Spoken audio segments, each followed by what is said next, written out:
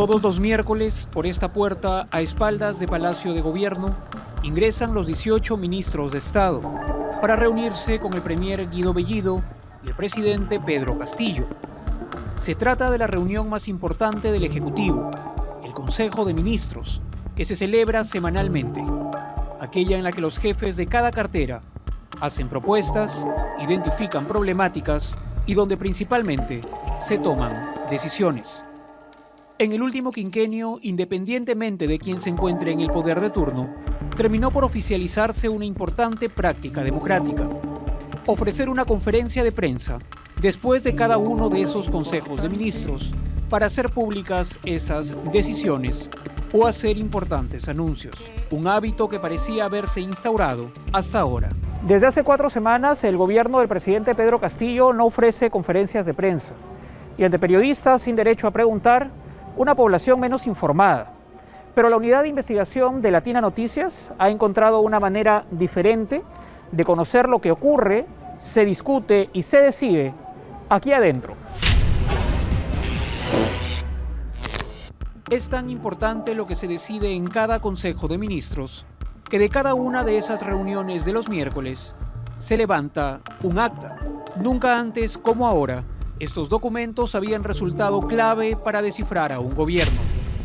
Por esa razón, y apelando a la Ley de Acceso a la Información Pública, la Unidad de Investigación de Latina solicitó el pasado 9 de septiembre copias de esas actas. La respuesta llegó esta semana y permite conocer, solo así, lo que piensan y proponen los ministros, las falencias que reconoce tener esta gestión y hasta cuáles son los miedos y supuestos enemigos que identifica el gobierno de Pedro Castillo. 4 de agosto de 2021. Nada parecía especialmente importante en ese primer Consejo de Ministros del actual gobierno, hasta que llegó el turno de la intervención del ministro de Educación. Juan Cadillo, frente a todo el gabinete, compartió cifras de espanto sobre su sector, producto de la pandemia. Información que el gobierno no ha hecho pública hasta hoy. Producto de esta situación, anunció Juan Cadillo, formularía un proyecto normativo para la declaratoria de emergencia del sistema educativo. El presidente guardó silencio. Quien toma la iniciativa es Guido Bellido, el premier, que tiene otra prioridad en el tema educativo: que el planteamiento presentado por el Ministerio de Educación se adecúe al discurso del señor presidente presentado el 28 de julio. Impulsaremos gradualmente una política de ingreso libre a las universidades y de educación superior. Y como para que no quede dudas de a lo que se refiere Bellido, pide que el Ministerio de Educación evalúe los métodos para el ingreso directo a las universidades. El ministro vuelve con la tarea hecha 2 semanas después, el miércoles 18 de agosto, y expone ante el gabinete un proyecto piloto de acceso libre al talento regional a la educación superior, un programa que beneficiaría en su primera entrega a 3.200 estudiantes. Para ello, eso sí, hace saber que es necesaria la ampliación de vacantes, porque añadió que para implementar las medidas propuestas se requiere un aumento de presupuesto del sector educación. La respuesta a su solicitud llegaría una semana después. El 25 de agosto, el ministro de Economía y Finanzas señaló que existe un tope al presupuesto, que comprendía la posición de los ministros, pero los llamaba a la reflexión. Precisó, además, que el presupuesto no se condice con la oferta electoral. El presidente guardó silencio. Así, el ingreso directo a las universidades, quizá la más recordada de las propuestas de campaña de Castillo, y reafirmada en su primer discurso presidencial, será muy probablemente la primera oferta electoral incumplida de este gobierno. El alza de precios es una preocupación recurrente en las sesiones de consejos de ministros. El tema es puesto en agenda el 13 de agosto por Héctor Béjar, entonces aún ministro de Relaciones Exteriores. Para el canciller, el gobierno no estaba haciendo lo suficiente ante el incremento en el precio de alimento, pero para el ministro de Transportes, Juan Francisco Silva, la situación actual se trataba de un problema político, por lo que parece tener una solución. Se tendría que conversar con la prensa. Ministro, acaba de morir el asesino más grande del país. ¿Qué tendría que decir usted al respecto, ministro? Aquí vemos al ministro Silva, apenas 3 semanas después de esa sugerencia, haciendo exactamente lo contrario, huyendo de la prensa, incapaz de responder una simple pregunta. Pero lo que revela el acta de ese 13 de agosto es que la mala relación de los ministros con la prensa va más allá de los cotidianos jaloneos. La animadversión, además, se lleva por dentro. Después de Silva sugiriendo conversar con la prensa, interviene Ciro Gálvez. El ministro de Cultura consideró que la prensa estaría distorsionando la realidad. Lo secunda de inmediato Walter Ayala, ministro de Defensa, quien en lenguaje bélico, propio de su sector, sugiere convocar una comisión de Naciones Unidas que vea que hay grupos de poder que quieren desestabilizar al gobierno. El presidente guardó silencio. Yo creo que la mirada en el gabinete que se ha impuesto es esta percepción de desconfianza en los medios, ¿no? Y esta idea de que son manejados por conglomerados que tienen una sola agenda y que quieren ser parte del acoso, entre comillas, a un gobierno de izquierda, ¿no? Entonces, esa mirada creo yo que es la que se ha impuesto y es la que ha marcado la relación gobierno-medios. El gobierno tiene un grave problema y es consciente de ello. En esa misma reunión, Anaí Durant, ministra de la Mujer, pidió que se mejore la comunicación del gobierno a fin de divulgar lo que se está avanzando. Dina Boluarte, de Inclusión Social, coincidió en la necesidad de mejorar también la comunicación. Precisamente eso es lo que falta, ¿no?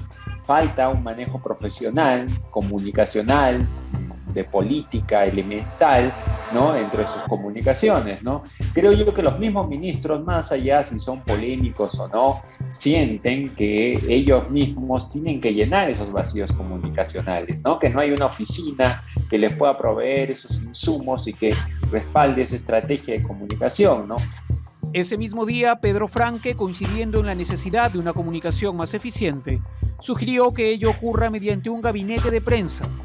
Guido Bellido se mostró inmediatamente de acuerdo, ofreciendo mayor coordinación en temas comunicacionales entre PCM y los sectores. Una semana después, cortaría las conferencias de prensa de los miércoles, aquellas de las que hace 4 semanas no ofrece.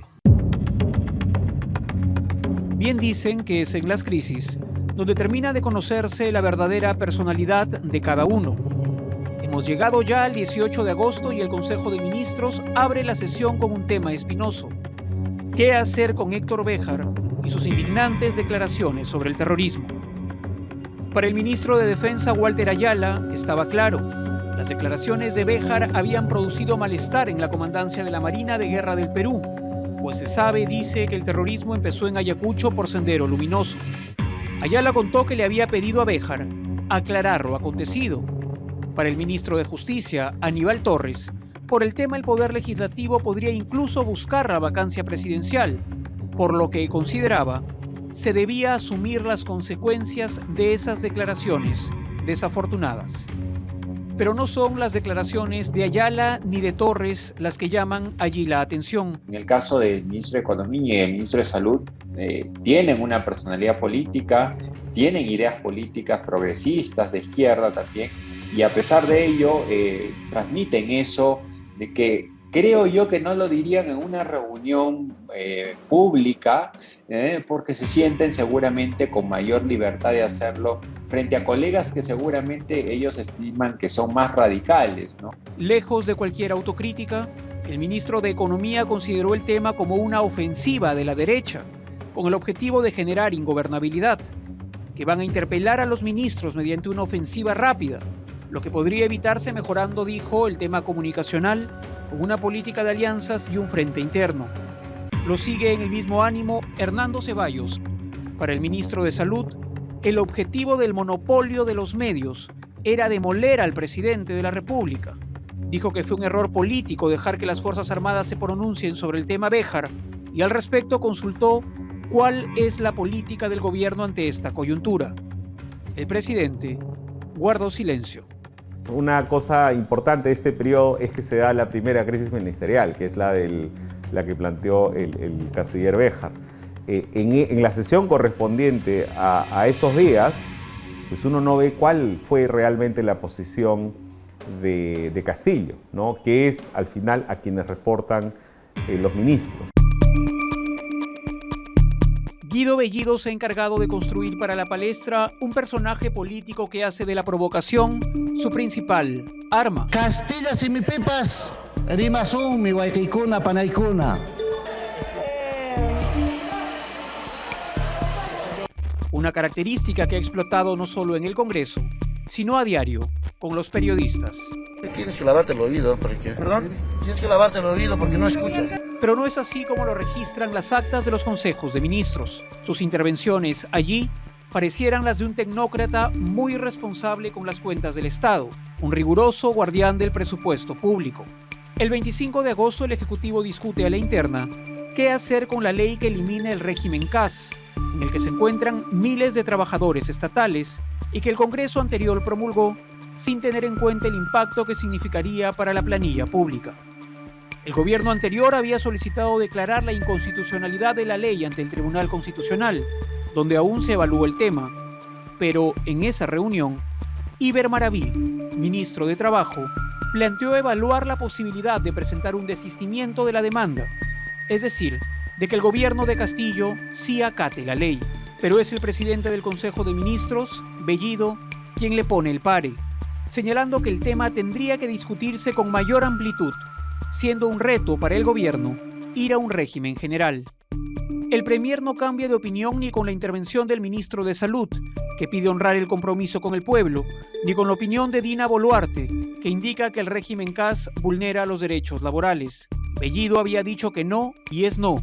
El presidente del Consejo de Ministros indicó que se debe tener clara la envergadura económica del tema.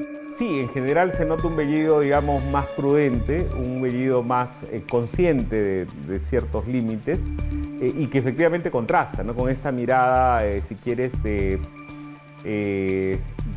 pícaro que él mismo quiere tener con la prensa. Bellido aparece en varios pasajes de estas actas, secundando con éxito a Pedro Franque en el objetivo de no sobrepasar el presupuesto público. Lo hace ese mismo 25 de agosto también, cuando se discute el presupuesto 2022, llamando al orden. El presidente del Consejo de Ministros señaló que el presupuesto se aprueba con lo que se tiene, o como cuando una semana antes, también ante una escena de masivos pedidos ministeriales, Bellido dijo comprender la postura de los ministros como administradores del gobierno, pero señaló que los recursos son finitos. Es el perfil clásico de cualquier presidente de Consejo de Ministros que hemos tenido en el pasado, ¿no? Y eso es muy interesante de analizar, ¿no? Porque el tono radical, ¿no? El tono dilapidador, si quieres, que podrían pensar, ¿no? Algunas personas que tienen premiar, pues no lo expresen estas actas. Pero a estas alturas, el televidente, probablemente, se pregunta en qué momento interviene el presidente. ¿En qué momento habla el presidente? Las intervenciones de Pedro Castillo en las 4 actas de Consejo de Ministros del mes de agosto pueden contarse con una mano.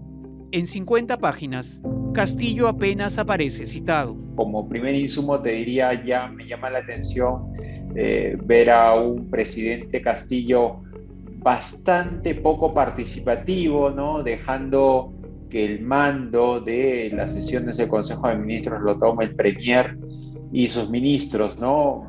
Por otro lado, te diría que eso es lo primero que me llama la atención. Las actas perfilan a un presidente silente y sin iniciativa, sin ninguna intervención que marque la ruta o dirección de la gestión gubernamental. En el caso de Castillo eso no se distingue, en una gran parte creo yo, por el silencio que evidencia sus limitaciones y que además grafica lo que la campaña, sobre todo en primera vuelta, anunciaba. O sea, si uno revisa las 18 candidaturas, el que presentaba menor experiencia de alguna medida era precisamente Castillo, ¿no? Eso se nota muy claramente en su participación, o más bien su no participación en las sesiones del Consejo de Ministros. En los documentos el presidente le suma líneas a lo obvio. Dice que le preocupa el aumento del precio de los alimentos cuando se discute el tema, o que hay que conversar con los sectores laborales cuando se habla de trabajo. Ante las críticas por polémicos nombramientos en diferentes carteras, requiere a los ministros que tengan cuidado con la designación de personas en sus sectores. No hay encargos ni imposición de metas a los ministros. No hay exposición de políticas u objetivos de gestión. El castillo público que no declara es exactamente el mismo castillo de la interna, un testigo de su propio gobierno. Entonces sí, el presidente Castillo pues no parece liderar en un sentido político las reformas, o por lo menos transmitir algún sentido de urgencia a sus ministros de cosas que quiere, ¿no? ¿Qué está dispuesto en economía, en salud, en trabajo? ¿Cuáles son las reformas a las que planea llegar? El continuo acceso a estos documentos será probablemente la única manera de seguir conociendo y descifrando a un gobierno que opta por el silencio. Regístrese, comuníquese y archívese.